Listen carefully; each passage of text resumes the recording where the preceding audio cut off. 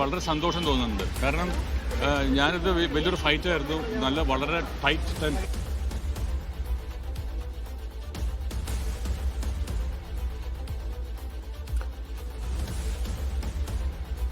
അധ്യക്ഷ സ്ഥാനത്തേക്ക് മത്സരിച്ചിരുന്ന ദേവന്റെ പ്രതികരണമാണ് നമ്മൾ പ്രതീക്ഷിച്ചിരുന്നത്. പക്ഷെ ചെറിയ സാങ്കേതിക തടസ്സമുണ്ട്. ദേവൻ എന്ത് പറയാനുണ്ടാകും എന്നുള്ളത് പ്രധാനപ്പെട്ട ഒരു ആകാംക്ഷ തന്നെയാണ്.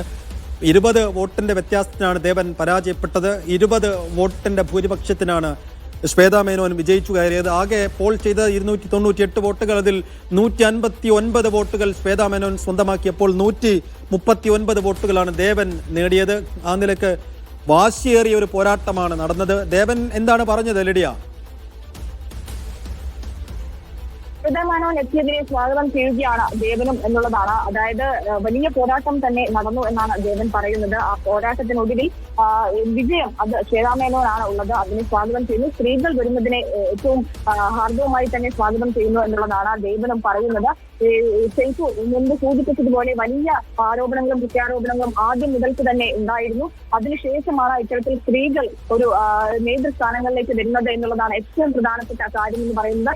അതുകൊണ്ട് തന്നെ ഈ എല്ലാവരും തന്നെ ഈ സ്ത്രീകൾ വരുന്നതിനെ അത്രയധികം ഹാർദവുമായി തന്നെ സ്വാഗതം ചെയ്യുന്നു എന്ന് വേണം മനസ്സിലാക്കാൻ. ഈ നാമനിർദ്ദേശ പത്രിക സമർപ്പിച്ചപ്പോൾ മുതൽ വലിയ ആരോപണങ്ങൾ പലർക്കുമെതിരെ, അതായത് നേതൃനിരയിൽ മത്സരിക്കുന്ന ശ്വേതാ മേനോനും കുക്കു പരമേശ്വരനുമെതിരെ വലിയ ആരോപണങ്ങൾ, വിവാദങ്ങൾ അവർക്ക് നേരെ വന്നിരുന്നു. അതൊക്കെ തരണം ചെയ്തുകൊണ്ടാണ് ഇതിനവർ എത്തിയത് എന്നാണ് ശ്വേതാ മേനോൻ അല്പം മുമ്പ് സംസാരിച്ചപ്പോൾ പറഞ്ഞത്. തനിക്കെതിരെ വലിയ രീതിയിലുള്ള കേസും കാര്യങ്ങളും ഒക്കെ വന്നിരുന്നു. താൻ ആ ഘട്ടത്തിലൊന്നും തന്നെ പ്രതികരിച്ചിരുന്നില്ല. പക്ഷേ ഇപ്പോൾ ഇത്തരത്തിലൊരു വിജയത്തെ അത് ബാധിച്ചില്ല എന്ന് മനസ്സിലാക്കുമ്പോൾ തനിക്ക് ഏറ്റവും സന്തോഷമുണ്ട് എന്ന ശ്വേതാ മേനോൻ പറഞ്ഞിരുന്നു. അത്തരത്തിൽ കുക്കു പരമേശ്വരനെതിരെ വരെ വലിയ രീതിയിലുള്ള ആരോപണങ്ങൾ അമ്മയിലെ സംഘടനയ്ക്കുള്ളിലെ തന്നെ ആളുകൾ, സ്ത്രീകൾ ഉന്നയിക്കുന്ന ഒരു സാഹചര്യം ഉണ്ടായി. മെമ്മറി കാർഡ് വിവാദം വന്നു. സ്ത്രീകൾ കുക്കുവിനെതിരെ വലിയ ആരോപണങ്ങൾ ഉന്നയിച്ചു. ഗുരുതരമായിട്ടുള്ള കാര്യങ്ങൾ പറയുകയും അത് DGPക്ക് അടക്കം പരാതി നൽകുന്ന ഒരു സാഹചര്യത്തിലേക്കൊക്കെ പോയതിനു ശേഷമാണ് ഇങ്ങനെയൊരു വിജയം. അതിനുശേഷം ആ ഒരു കാര്യമൊന്നും ഈ വിജയത്തെ ബാധിച്ചിട്ടില്ല എന്ന് കുക്ക് പറയുന്നുണ്ട്. ഇത്തരത്തിലുള്ള പ്രശ്നങ്ങൾ അത് ഇനി ഉണ്ടാവുകയാണെങ്കിൽ, അല്ലെങ്കിൽ ഇങ്ങനെ നിലവിലുള്ള പ്രശ്നങ്ങളെ അത് കൃത്യമായി തന്നെ കൈകാര്യം ചെയ്യും.